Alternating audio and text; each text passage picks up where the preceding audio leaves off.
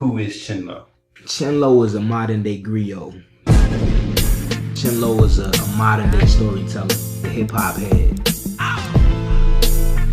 Let this shit knock. Why would the State Department pay to send a hip hop band overseas? Hip hop can be a chess piece. Hip hop is America. A change in Syrian policy because Chen Lo the general, analog to digital. Track record long, my catalog's an oracle. Craft every song, I'm timeless and memorial. You ain't studied my story, homie, then I'm ignoring you. Who the hell are you?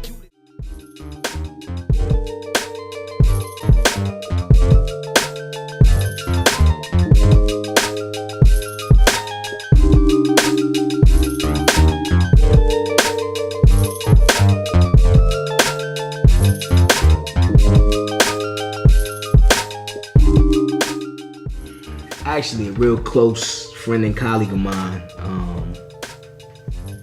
is the person that really motivated me to do the remix initially. I remember we were riding around the city, here in New York, riding around, and Hot 97 was playing the Jay-Z remix, like right when he got back, like Jay-Z song, Open Letter. Jay-Z and his wife Beyonce, two international megastars, took a trip to Cuba.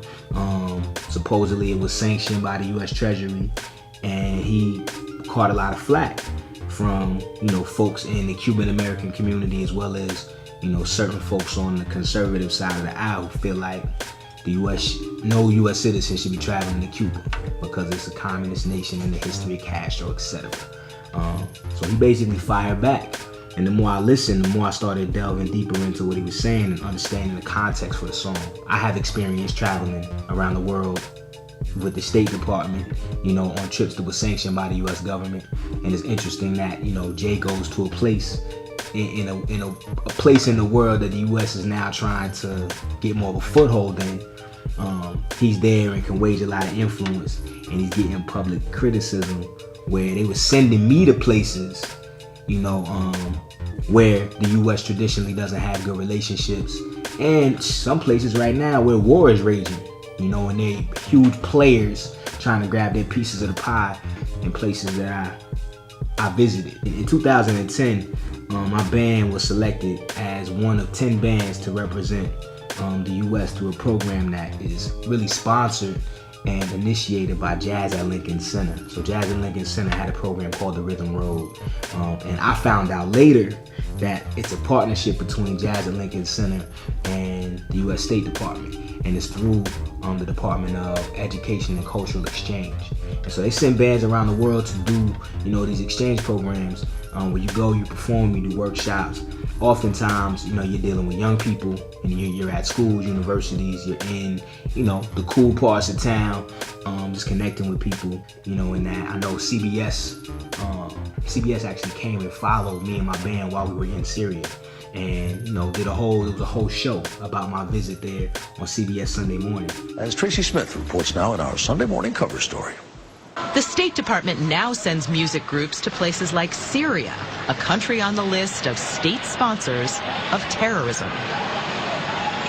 But where jazz was the coolest sound of the 1950s, the young target audience in Syria today calls for a totally different kind of music. My first show home in a while. My queen's at the front of the crowd. It's good to see you, mama. Meet Chen Lo and the Liberation Family, a hip-hop band from Brooklyn, New York. Why would the State Department pay to send a hip hop band overseas? Hip hop is America. And so is jazz, and so is every other form of music with American roots that tell a story.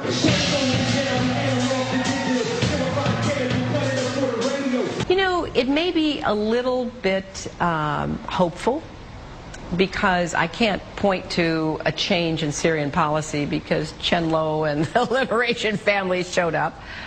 But I think that we have to use every tool at our disposal. So we move a lot of different pieces on the chessboard every day. It's multi-dimensional chess, if you will. Hip hop can be a chess piece. Absolutely. I know Aljazeera English wrote an article. I think it might have come out in 2012, maybe late 2011. Actually, no, it came out in 2012. And the article basically talked about some of these trips, and I wasn't totally the subject, but I was one of the main focuses of the article because Hillary Clinton specifically mentioned some of my trips, going, and I caught a lot of flack. There was a crazy backlash. It was interesting. I was like, man, am I gonna lose my, my credibility as a result of this article and the things people were saying? But I thought what was really interesting about the article was that there was minimal research done. A very poor journalism happened with this article, in my opinion. I was never called. I was never interviewed.